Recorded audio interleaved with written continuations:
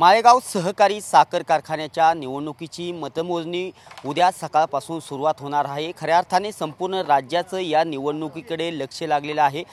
उद्या ज्या ठिकाणी मोजणी होणार आहे त्या प्रशासकीय भवन येथे आहोत। आपण पाहू शकता की प्रशासकीय भवन येथील जे अभियांत्रिकी भवन आहे येथे हे मोजणी उद्या सकाळपासून सुरुवात होणार आहे।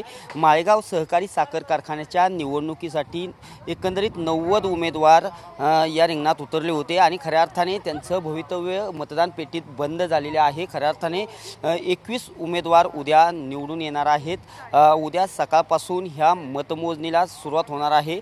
आपण पाहू शकता की या ज्या ठिकाणी मतमोजणी होणार आहे त्या ठिकाणी पोलिसांचा देखील बंदोबस्त मोठ्या प्रमाणात देण्यात आलेला आहे आणि खऱ्या अर्थाने उपमुख्यमंत्री अजित पवार हे देखील या माळेगाव सहकारी साखर कारखान्याच्या निवडणुकीमध्ये उमेदवार आहेत आणि त्यामुळे संपूर्ण राज्याचं या निवडणुकीकडे लक्ष लागलेलं आहे। परंतु उद्या खऱ्या अर्थाने सकाळपासून मतमोजणीला सुरुवात होईल आणि खऱ्या अर्थाने संध्याकाळपर्यंत चित्र स्पष्ट होईल, कारण संपूर्ण राज्याचं या माळेगाव सहकारी साखर कारखान्याकडे लक्ष लागलेलं आहे आणि त्याची मतमोजणी उद्या सकाळी सुरू होणार आहे। कॅमेरा पर्सन नागेश मर्डेसह मी दीपक कापरे, TV9 मराठी, बारामती।